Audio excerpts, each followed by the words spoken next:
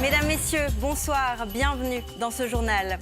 Rafael Nadal écrit l'histoire. L'Espagnol devient le premier joueur à afficher 21 tournois du Grand Chelem à son palmarès. Au terme d'une finale marathon à l'Open d'Australie, il s'impose face à Daniil Medvedev et détrône Roger Federer et Novak Djokovic. Menaces, insultes, violences physiques, la pandémie exacerbe les tensions au sein des hôpitaux. Les agressions envers le personnel soignant atteignent des niveaux records. Nous nous sommes rendus au CHUV où les violences graves ont augmenté de 50% en un an. Le document de ce journal nous emmène là où tout a commencé, la métropole chinoise de Wuhan, théâtre du premier mort du Covid. 2 ans après, les autorités font tout pour gommer cette image d'épicentre originelle de la pandémie. Selon le discours officiel, le virus aurait été importé de l'étranger. Enfin, notre grand invité mène de front carrière sportive et musicale, une double vie qui ne l'empêche pas de s'envoler pour les Jeux Olympiques de Pékin mardi prochain. Le snowboarder Pat Burgener vise une médaille. Il nous livrera sa vision de ces Jeux maintenus dans un contexte très particulier. Et si vous n'êtes pas à l'aise sur un snowboard, peut-être l'êtes-vous davantage sur une luge. La pratique fait de nombreux adeptes en Suisse, mais contrairement aux apparences, l'activité n'est pas sans risque. Plus de 6000 accidents sont recensés chaque année. Rafael Nadal s'est donc hissé au sommet du tennis masculin avec un 21e titre en Grand Chelem, un de plus que ses rivaux historiques Roger Federer et Novak Djokovic. Au terme d'un match d'anthologie, l'Espagnol a battu en 5-7 le Russe Daniil Medvedev en finale de l'Open d'Australie. Michel Ditria. Après un combat en 5-7 de 5h24, enfin la balle de ce match qui entrera dans les annales du tennis. 21e titre du Grand Chelem pour Rafael Nadal. Ce que vient d'accomplir Rafael Nadal est extraordinaire. Il remporte son 21e Grand Chelem. C'est juste incroyable. Pour être honnête, je ne savais même pas, il y a 1 mois et demi, si je pourrais être de retour sur le circuit et rejouer au tennis. Et aujourd'hui, je suis devant vous, avec ce trophée à mes côtés. Vous ne pouvez pas imaginer combien j'ai dû lutter pour être là où je suis. Sa blessure à un pied lui a coûté d'être éloigné 6 mois de toute compétition l'an dernier.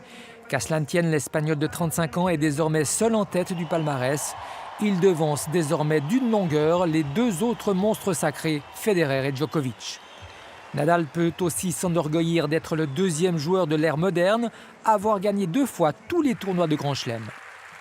Son premier en 2005 à Roland-Garros, c'est la terre battue qu'il affectionne, mais avec le temps, il a appris à dompter toutes les autres surfaces de jeu. Le match du jour fut un modèle d'opiniâtreté, un défi physique aussi, comme le Mallorquin les affectionne.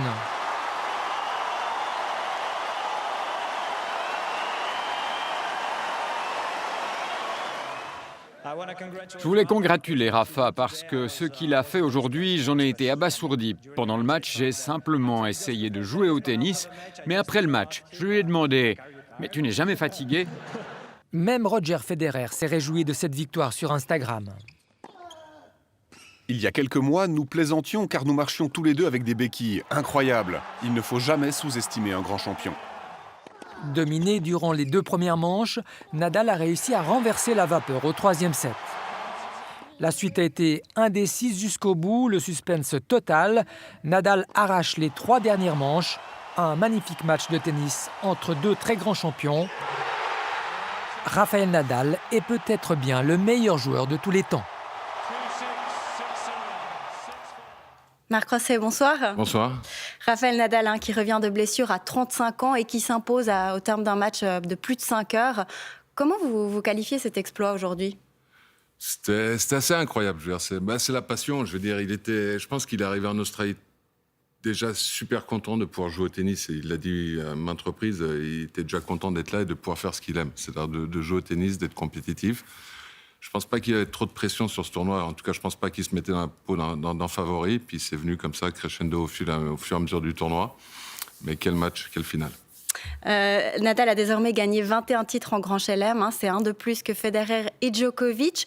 On peut vraiment dire que c'est le plus grand joueur de tous les temps ? Il faudra attendre que ces 3 joueurs aient définitivement mis leur raquette au vestiaire et qu'ils aient définitivement arrêté. Mais c'est clair que si on regarde le palmarès dimanche soir. Rafael Nadal a 21 titres du Grand Chelem. Il a gagné médaille d'or aux Jeux Olympiques. Il a juste le Masters qu'il n'a pas gagné en fin d'année, mais c'est lui qui est pour l'instant le record en titre de Grand Chelem. Et votre avis personnel à vous? Moi, je suis au-delà de ça. Je veux dire, c'est de toute façon 3 grands champions. C'est quand même assez incroyable de vivre une époque où on a 3 joueurs qui ont gagné à eux 3 61 titres du Grand Chelem. Et je veux dire, ce qu'il a montré de Rafael Nadal, première victoire à Roland-Garros en 2005. Et 17 ans après, il est encore capable de gagner un titre du Grand Chelem. C'est des carrières qui sont incroyables. Alors, Roger Federer est détrôné aujourd'hui, mais il nous a habitués à des retours un peu improbables. Est-ce qu'à 40 ans, il peut revenir au niveau de Nadal, ou est-ce que le peuple suisse doit un peu faire son deuil aujourd'hui? J'en sais rien, il faudra voir. Comme il l'a dit dans son message de félicitations, il ne faut jamais sous-estimer un grand champion. Je veux dire, ils sont capables de revenir. C'était le cas Federer il y a quelques années aussi. Il était revenu de blessure, il a gagné l'Australian Open face à Rafael Nadal. C'était un comeback assez incroyable. Nadal l'a fait cette année. Il faudra voir, car à 40 ans, ce sera compliqué, mais tant qu'il n'aura pas repris la raquette, qu'il n'aura pas montré de quoi il est capable sur un terrain, c'est compliqué de se faire une idée. Peut-être un dernier mot rapidement sur Medvedev, le finaliste malheureux. Il aurait pu s'imposer comme numéro 1 mondial aujourd'hui. C'est lui la relève du tennis masculin? Oui, mais on a vu franchement, c'était un super, parce qu'il y a un mélange de Nadal, Djokovic, il y a peut-être Federer qui va revenir, puis aussi les jeunes, Zverev, Roger Alassim qui a montré, qui a malmené Rafael Nadal, Medvedev, Tsitsipas. Donc voilà, il y a vraiment une super compétitivité dans le tennis actuellement, et Medvedev, je pense, est un cran au-dessus par rapport à tous les autres jeunes de leur relève. Ouais. Merci pour cette expertise, Marc Rosset. Bonne soirée à vous. Bonne soirée. Le temps où l'on applaudissait les soignants au balcon semble bien loin. Avec la pandémie, le nombre de violences verbales et physiques envers le personnel hospitalier est en forte augmentation. C'est le 20 minutes qu'il révélait cette semaine. Céline Brichet et Jacques Méry se sont rendus à la rencontre de ces soignants et de ceux qui assurent leur sécurité. Insultes et menaces, pour cette médecin interne, c'est devenu une triste routine.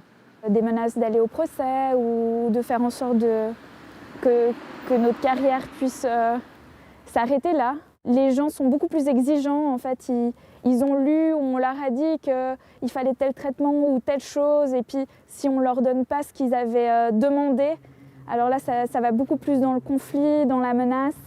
Un manque de confiance de la part de certains patients qu'elle n'avait jamais connus avant la pandémie. Quand on a des patients ou des familles qui deviennent agressives comme ça et menaçantes, ça ne nous donne plus forcément envie de nous lever le matin. Au HUG où elle travaille, le nombre de violences atteint des records. Avant la pandémie, en 2019, 213 cas étaient enregistrés pour passer à 287 l'an dernier. Et le phénomène ne s'arrête pas à Genève. Le CHUV nous a ouvert les portes de son centre de sécurité, un lieu plus que jamais essentiel au bon fonctionnement de l'hôpital. Ça fonctionne comme une centrale de police de secours. Le personnel peut appeler le centre de sécurité par téléphone ou déclencher une alarme agression. Ici, les violences envers le personnel soignant évoluent au rythme de la pandémie. Pendant la première vague, elles disparaissent presque totalement au moment où les contaminations atteignent leur seuil maximal. Et puis les clubs rouvrent, la vie reprend et depuis la courbe n'a cessé de monter. Ici, seuls les cas les plus graves sont recensés. Il y en a eu 60 en 2020, 95 l'an dernier. Les urgences font partie des lieux les plus concernés. À partir de minuit jusqu'à 4-5 heures du matin, c'est là qu'on a toutes les entrées avec les gens alcoolisés, les bagarres en rue. C'est les gens souvent qui s'impatientent, qui ne comprennent pas qu'il y a d'autres urgences aussi à côté, qu'on ne peut pas toujours être avec eux. Des situations malheureusement fréquentes. Un agent de sécurité est donc présent en permanence. Puis l'intervention s'est bien déroulée.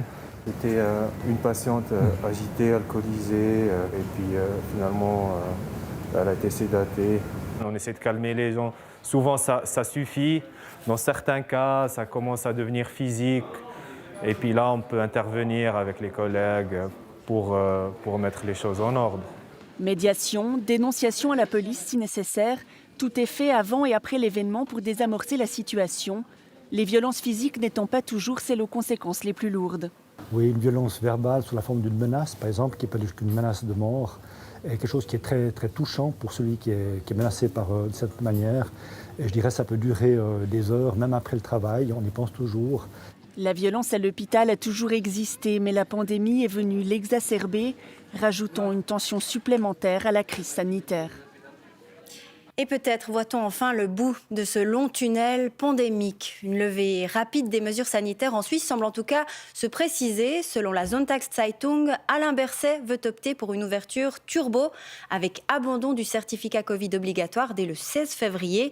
Mais les cantons sonnent l'alerte, gare à l'euphorie et à la précipitation. Mehmet Kal et Pascal Janra. Tomber les restrictions très vite, pourquoi pas? Après une semaine déjà sur les gaz, vers les allègements, Alain Berset assume ce week-end. C'est l'ouverture turbo maintenant qu'on lui prête. Avec une date pour la fin du certificat sanitaire obligatoire, le 16 février déjà, c'est ce qui pourrait être mis en consultation mercredi, selon la Sonntagszeitung. La fin du masque obligatoire reste ouverte, mais pas exclue. Vraiment, le ministre de la Santé n'y va pas à reculons. 16 février, Libération, jour de liesse. Attention à l'humeur festive, refroidit Lukas Engelberger dans la Sonntagsblick. Une pandémie, ce n'est pas une guerre qui se finit sur un cessez-le-feu à midi, prévient le président des ministres cantonaux de la Santé. Prudence recommandée aussi à gauche du Parlement. Lever toutes les mesures en une fois et encaisser un contre-coup, ce serait destructeur. Après 2 ans de pandémie, on n'est pas à une semaine près. On a appris à vivre avec cette pandémie. Je suis pour une certaine prudence. Pour l'UDC, lever toutes les mesures sauf le masque, pas de problème, tout de suite. Les gens sont fatigués du corona, ils ont accepté des mesures sévères, justifiées, mais maintenant, il faut réagir rapidement aussi. La fin de la pandémie approche, il faut une perspective claire de sortie. En une semaine, Omicron a infecté près de 10% de la population suisse. Le pic n'est pas encore atteint, mais clairement, ce variant ouvre une phase de détente. Omicron a changé la donne. Par rapport au Delta, on a jusqu'à la moitié des complications. Donc on peut vraiment dire que Omicron est venu nous sauver des complications du Delta.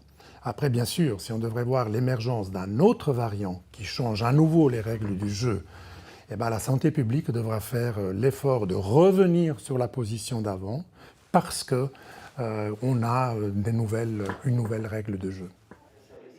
Vite, très vite, turbo ou pas, le calendrier des allègements annoncés sera débattu ici, mercredi, par le Conseil fédéral.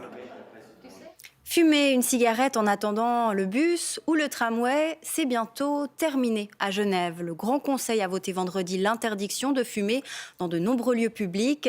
Cette loi, l'une des plus restrictives du pays, a séduit la classe politique, mais elle divise la population. Regardez le reportage de Cecilia Mendoza et Charlotte Onfroy-Barrier. Peut-être la dernière cigarette pour cette Genevoise à l'arrêt de tramway plein palais. Vendredi, les députés ont décidé à une large majorité d'élargir les lieux publics dans lesquels fumer sera interdit. Ce matin, dans les rues de Genève, les fumeurs ironisent. C'est dommage. Moi qui suis fumeur, j'aime bien fumer à l'air libre. S'il faut mettre une loi pour que les gens puissent avoir un minimum de respect pour les autres, pourquoi pas. Je me mettrai un peu plus loin des arrêts où il n'y a personne. Après, personnellement, je peux aller plus loin pour fumer, donc ça ne me dérange pas. Mais... Je pense que les non-fumeurs commencent à stresser un peu les fumeurs à force. Avant, on fumait dans les bars, et maintenant, on ne peut plus fumer là. On commence à avoir des restrictions un peu de tout. Donc moi, je pense que c'est un peu bête. C'est un peu bête pour moi. Le texte vise les écoles, les garderies, les aires de jeu, les terrains sportifs, les patinoires, les piscines, les camps de jour et de vacances et les arrêts de transport public. Objectif, limiter les contacts entre les fumeurs et les adolescents. Moins les jeunes voient les gens fumer, plus ils vont adopter un comportement sans fumer. S'ils voient leur maître dans une école primaire ou leur enseignant en école secondaire fumer, ils vont penser que c'est bien de fumer. Et on voit très bien que c'est une habitude et des fois c'est une copie de ce que font les adultes. Donc oui, je pense que oui, on va réussir à diminuer. Et les autres pays européens le montrent très clairement. À l'origine du projet de loi, la socialiste Jennifer Canty. La députée assure ne pas vouloir s'en prendre aux fumeurs. Par exemple, quand vous allez sur une aire de jeu et que vous voyez des gens fumer et jeter leurs mégots sur les places de jeu, c'est désagréable pour les parents, pour les enfants. Donc s'ils se déplacent, très bien. C'est pas un projet de loi qui vise à restreindre les libertés. C'est vraiment un projet de loi qui vise à créer des espaces extérieurs sans fumer. Selon les scientifiques, 80% des fumeurs commencent à fumer avant 21 ans. C'est un sport qui ravit les amateurs de glisse et qui semble bien innocent. Et pourtant, La luge fait chaque année quelques 6300 blessés en Suisse, des blessures qui pourraient en partie être évitées grâce au port d'un casque. Prudence donc, Léa Gelmini et Johan Rittner.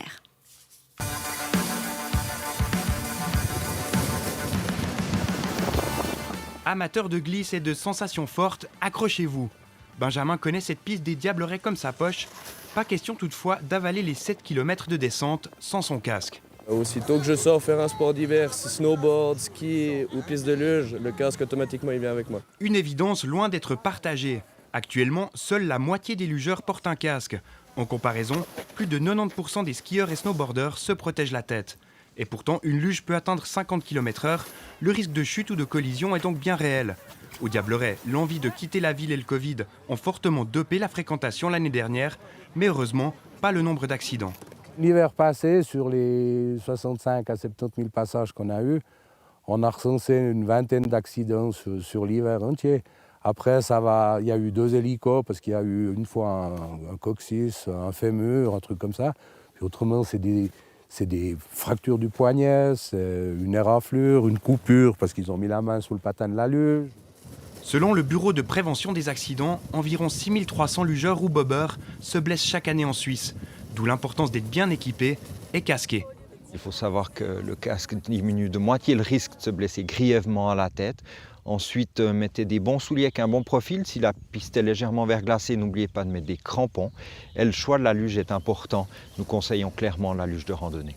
Un soir, il y avait 5 jeunes qui venaient de la plaine. Et puis quand j'ai vu l'équipement, je me suis permis de leur dire, vous n'êtes pas très bien équipés, vous êtes équipés pour aller au Fun Planet, mais pas sur une piste de luge.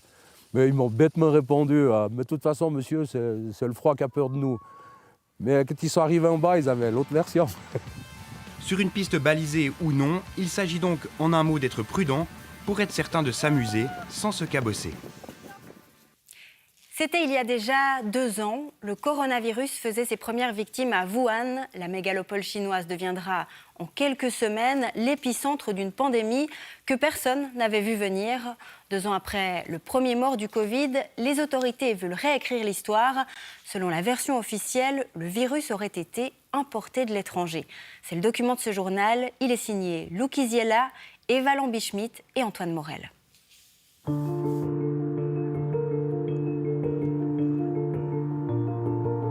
Wuhan, première ville au monde frappée par la pandémie. Il y a 2 ans, 11 millions d'habitants sont mis sous cloche pour 76 jours à cause d'un virus sur lequel le monde ne sait alors rien. Officiellement ici, le Covid-19 a fait près de 4000 morts. Selon certaines estimations, ce pourrait être jusqu'à 3 fois plus. Depuis des mois, aucun cas n'a été détecté dans la ville. Pour les Wuhanais, l'épidémie, c'est du passé. 2 ans après, on est très heureux. Le gouvernement gère très bien la situation. Et maintenant, on sait comment faire. Wuhan est la ville la plus sûre. Wuhan est la ville des héros. Le courage, l'entraide, c'est de cela dont les habitants veulent se souvenir. Et les artistes l'immortalisent. Yang Tian peint des représentations géantes de Wuhan au temps du confinement. Chaque point représente une vie humaine. Des dizaines de milliers de personnes se sont unies dans cette ville pour remporter le combat contre le virus. Pendant la crise, elle était bénévole pour livrer des médicaments, de la nourriture et aider les malades. Ces tableaux racontent aussi les hôpitaux surchargés. Personne ne parlait. Quand je suis entrée dans l'hôpital, le seul son que j'entendais, c'était le bruit des gens qui toussent. Cette scène m'a fait vraiment peur. J'avais envie de partir, mais j'ai choisi de rester. Le traumatisme reste, mais le discours officiel insiste sur la résilience. C'est le sujet de ce film. Le mélodrame raconte le confinement de Wuhan, une version très romancée des destins de héros ordinaires, tous unis dans la bataille contre le virus. Le scénario plaît, il est numéro 1 dans les cinémas chinois depuis sa sortie le 7 janvier. J'ai ressenti beaucoup d'empathie en voyant le film. Les soignants dans les hôpitaux et les bénévoles ont été extraordinaires. Je me suis sentie exactement comme à l'époque. Je l'ai vécu moi-même et ce n'était pas facile. Ces récits victorieux occultent les zones d'ombre du Covid-19 à Wuhan. La ville est-elle le berceau de la pandémie? Pas selon les autorités chinoises. Elles soutiennent que le virus viendrait de l'étranger. À Wuhan, pourtant, des soupçons planent encore. Sur le marché, lieu de vente d'animaux sauvages barricadé depuis 2 ans, et sur le laboratoire P4, dans lequel seraient étudiés des coronavirus. La Chine a refusé la poursuite de l'enquête de l'OMS sur ces zones l'été dernier. L'opacité des autorités empêche tout consensus scientifique et toute remise en question. Zhang Hai est l'un des derniers à critiquer ouvertement le gouvernement. Son père est mort du Covid il y a 2 ans. Il a été infecté dans un hôpital de Wuhan. Zhang Hai l'avait emmené là pour une opération banale, ignorant alors tout du virus. Si j'avais su qu'il y avait le coronavirus à Wuhan, je ne serais certainement pas revenu dans cette ville. D'après lui, les autorités ont trop tardé à prévenir la population du danger.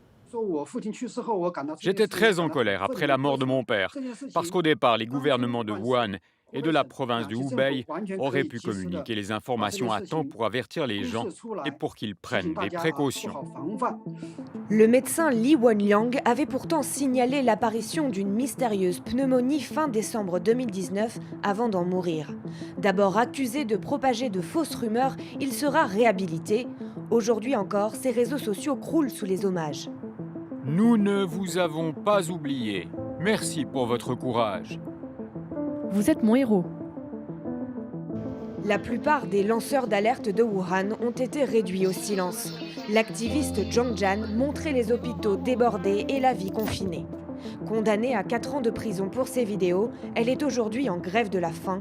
Ses témoignages comme effacés de la mémoire officielle de la pandémie à Wuhan. Et en France, les organisateurs de la primaire populaire ont annoncé la vainqueur de cette consultation en ligne. Christiane Taubira a été désignée par les votants comme la meilleure candidate de gauche à la présidentielle. L'ancienne ministre de la Justice était la favorite de cette primaire, mais 3 des autres candidats ont déjà dit qu'ils ne se plieraient pas aux résultats de ces initiatives citoyennes qu'ils n'ont pas décidées. On va maintenant s'intéresser à une petite révolution dans le domaine de la restauration. Un entrepreneur se lance dans la location de cuisine aux restaurateurs. Tout y est optimisé pour faciliter la livraison à domicile. C'est le reportage de Martial Gérardin et Julien Chiffel. Au menu, souvlaki, moussaka ou salade grecque. 2 personnes en cuisine, mais personne n'attend à table dans la pièce d'à côté. Les clients sont au bureau ou chez eux. On appelle ça une dark kitchen, une cuisine de l'ombre. On n'a pas de serveurs, pas de maître d'hôtel. On fait vraiment, on prépare la nourriture. Et c'est ça qu'on veut. On est spécialisé sur ça et on veut faire seulement ça. Et pour la première fois en Suisse, une start-up s'est lancée dans la location de dark kitchen. Nous sommes à Plan-les-Ouates, en périphérie genevoise. Ça, c'est une des 10 cuisines avec les frigos, les plans de travail qui va sur les passe-plats et un point chaud qui est à personnaliser selon les besoins de chaque cuisine, donc avec un four, une friteuse. La restauration est en crise, trouver des investisseurs est un défi. Lui a décidé de se lancer. Dans toute crise, il y a une opportunité. Et les restaurateurs, ils vont rester. Par contre, il faut les aider, il faut innover, il faut penser différemment. Et je pense que là où nous, on a voulu porter une valeur ajoutée, c'était de ne pas concurrencer les restaurateurs existants qui sont déjà en ville et qui galèrent, mais de pouvoir leur ouvrir la possibilité d'aller livrer dans des endroits, dans des zones que je dirais un peu plus vierges. L'avantage, forcément, c'est les coûts, peu d'investissement. Et ça nous permet de se lancer vite, rapidement, et de pouvoir aussi faire des demi-tours plus facilement. La pandémie a été dure, mais elle a fait gagner 10 ans à l'industrie de la restauration pour ce professeur de l'école hôtelière de Lausanne. En Suisse, la plupart des restaurants sont des PME familiales. C'est très bien. Mais je pense qu'il y a un besoin de nouveaux concepts, de nouvelles cuisines, beaucoup plus de digitalisation, une meilleure utilisation des technologies et des données. La pandémie a révélé des failles, quelque chose doit changer. Quel avenir pour ce nouveau modèle économique ? Pour l'instant, 4 restaurateurs se sont lancés. Et la question qu'ils se posent, va-t-on continuer à commander autant de repas en ligne après la pandémie ? Notre grand invité ce soir défie les lois de l'apesanteur. Parmi les meilleurs snowboarders du monde, il s'envolera dans 2 jours pour les Jeux Olympiques de Pékin. Et il compte bien ramener une médaille. Bonsoir, Pat Burgener. Bonsoir à tous. Il y a peu d'athlètes qui auraient accepté de venir ce soir sur ce plateau avec la pandémie. Un test positif 5 jours avant les Jeux, c'est compromettre sa participation aux Jeux Olympiques quand même. Ça vous fait pas peur? C'est clair qu'on est jamais à l'abri de choper le virus. Moi, je l'ai chopé il y a 3 semaines. Du coup, je suis assez serein par rapport à ce niveau-là. Mais c'est vrai que j'ai des potes qui sont partis. Aujourd'hui, ils sont positifs. Maintenant, ils sont en quarantaine en Chine. Et ça fait peur. Mais moi, j'aime bien les histoires un peu folles. Du coup, je me dis c'est peut-être l'opportunité de faire des jeux un peu spéciaux. Et vous avez dû faire toute une batterie de tests avant de vous rendre aux Jeux Olympiques. Ouais, j'ai fait mon 2e test aujourd'hui, un autre test hier. Enfin, c'est vraiment... on est pas mal testé. Mais en même temps, j'aimerais vraiment me faire tester avant de partir parce que si tu pars et que tu arrives là-bas et que tu es positif, tu vas en quarantaine. Et c'est pas l'endroit où j'ai vraiment envie d'aller en quarantaine. Contexte très particulier de ces Jeux cette année. On va en parler tout à l'heure, mais je propose d'abord de découvrir votre portrait. Il est signé Gaël Cageux. Pat Burgener, à nouveau libre de s'exprimer au plus haut niveau. Moins d'1 an après sa grave blessure au genou, le snowboarder est prêt à s'envoler pour ses 2e Jeux Olympiques, pour écrire une nouvelle page d'une carrière déjà très riche. Véritable petit prodige, Pat Burgener épate le monde du snowboard à seulement 14 ans en remportant l'European Junior Open de l'Axe. Et très vite, il monte sur ses premiers podiums de Coupe du Monde. Mais son élan est freiné par les blessures qui le privent notamment des JO de Sochi en 2014. Il en profite alors pour développer son autre passion, la musique. Il crée un groupe avec son frère et un ami d'enfance et sort ses premiers titres. Ce nouvel équilibre lui permet de retrouver les sommets.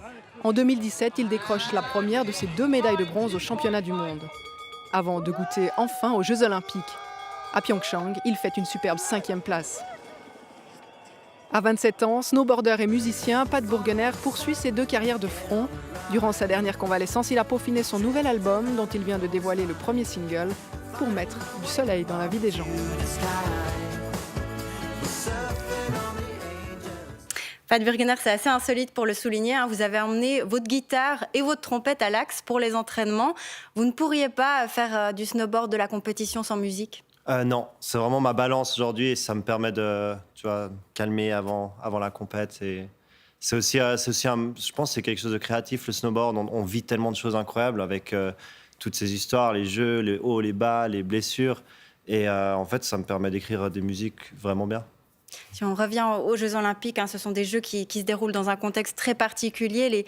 Les États anglo-saxons ont lancé un boycott diplomatique. Votre père lui-même vous encouragerait plutôt à boycotter ces Jeux. Pourquoi vous y allez quand même? Parce que je pense, en tant que sportif, c'est pas forcément le truc qui va changer, je pense, les Jeux Olympiques et les décisions politiques et toutes ces choses. Je pense qu'au contraire, moi, on a une voix, les sportifs, en allant là-bas, en faisant une médaille, en ramenant, en grandissant une communauté. Et c'est là, je pense, que j'aurai mon moyen de parler et de faire passer un message. Et c'est effectivement, je viens d'une famille, on fait super attention aux valeurs humaines, aux droits d'expression, au respect. Ça me tient vraiment à cœur. D'ailleurs, je fais des projets caritatifs au Liban et tout, avec des jeunes réfugiés. Et c'est quelque chose qui me tient à cœur. Et je pense que ça doit clairement être dit et parlé. Justement, vous avez beaucoup de poids sur les réseaux sociaux. Ce serait l'occasion de lancer un signal fort, non, de boycotter les Jeux, par exemple? Ouais, mais typiquement, je pense que je vais grandir. Moi, après les Jeux Olympiques, qui sait, j'aurai peut-être 100 000 followers, parce que j'aurais posté des vidéos. J'ai plein d'idées un peu folles en tête sur Instagram et ça. Et je pense que de participer, en plus, c'est mon rêve d'enfance. En tant que sportif, on rêve de ça. Moi, j'ai commencé le snowboard, j'avais 10 ans, j'étais en classe et je rêvais d'aller aux Jeux Olympiques. Donc, c'est embêtant que les sportifs, les sponsors aussi se retrouvent dans des situations un peu difficiles des fois. Et je pense qu'il faut en parler et faire. Je pense que c'est quelque chose qui a à faire à long terme. Dans le futur, peut-être après ces Jeux, vraiment se relancer sur la question. Vous parlez de rêve d'enfance, Pat Burgener. Vos derniers Jeux Olympiques, c'était en 2018. Vous aviez terminé 5e en halfpipe. Vous visez quoi cette année? Cette année, la médaille. C'est vrai que depuis ces Jeux, j'ai eu tellement d'espoir. Je me suis dit 5e place, c'était si proche. Et j'ai fait beaucoup de podiums entre deux. Je fais plus ou moins 2-3 podiums par année. Donc il y a la chance est là. Maintenant, j'ai une blessure grave quand même. Je reviens d'une blessure, donc je pense que j'ai ce mindset de me dire que... C'est voilà. un avantage ou un désavantage, la grave blessure que vous avez eue il y a 10 mois? Je suis plus calme, j'ai appris beaucoup de choses. J'ai eu une infection au genou. Quand j'étais dans mon lit d'hôpital, les médecins me disaient « Je pense pas que l'année prochaine tu vas aux Jeux Olympiques. C'est un fait et il faut accepter. » Et je me suis battu fort pour revenir. Mentalement, je suis beaucoup plus fort que tous mes adversaires aujourd'hui. Donc maintenant, c'est clair que techniquement, j'ai pas eu autant d'entraînement que je voulais, mais je pense que aux Jeux Olympiques, il y a de la magie qui se passe. La dernière fois, c'était la même chose. J'étais pas en forme jusqu'aux Jeux et le jour des Jeux, j'ai fait le plus beau run de toute ma vie. Et je pense que ça va être le cas cette année. Eh ben, on vous souhaite en tout cas beaucoup de magie. On vous tient les pouces, Pat Burgener, pour les qualifications qui auront lieu le 9 février prochain, c'est juste? Exactement. Belle soirée à vous. Merci. C'est un phénomène qui tend à se raréfier du fait du changement climatique. Pour la première fois depuis 2019, le lac de Joux est à nouveau en partie gelé cet hiver. Vous étiez nombreux à en profiter ce week-end. Johan Rittner s'est rendu sur la glace pour immortaliser cette patinoire on ne peut plus naturelle. Voilà 3 ans qu'on ne pouvait plus marcher ou patiner sur le lac de Joux. Alors forcément, ce week-end, romandes et romans se sont déplacés par milliers. On peut faire des glissades et tout. Mais c'est juste quand on tombe, c'est un peu moins drôle, mais c'est quand même trop drôle.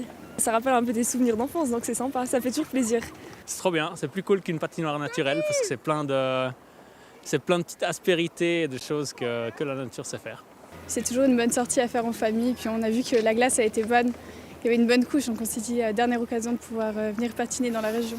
Le terrain de jeu s'amenuise en effet déjà. Un des 3 secteurs encore accessibles hier au public a dû être fermé ce matin. Sur cette zone, en revanche, 15 cm de glace, le double du minimum requis. On est encore dans la zone assez solide parce qu'on prend de la marge pour empêcher que les gens qui dépassent juste le piquetage passent à l'eau. Donc on est encore dans de la glace très solide. Là-dessus, elle est un peu molle. Pêcheur, Jean-Daniel Mélan connaît le lac de Joux par cœur. Cela fait aussi 40 hivers qu'il est chargé des sondages pour définir si le public peut oui ou non braver la glace. Et force est de constater qu'au fil des années, c'est de moins en moins le cas. Dans les années 80, on n'a pas eu de lac pas gelé.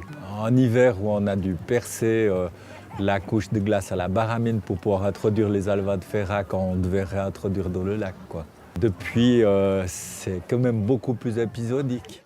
Une observation confirmée par les relevés de Météo Suisse. Les températures hivernales ont augmenté de 1,5 degré en moyenne au cours des 50 dernières années. Le plaisir de patiner sur un lac gelé est donc bel et bien menacé. Et c'est la fin de ce journal. Tout de suite, la météo de Maria Métral et puis votre magazine Mise au point. Demain, vous aurez le plaisir de retrouver Claire Burgui au 12h45 et Philippe Reva au 19h30. Très belle fin de week-end à vous. À bientôt.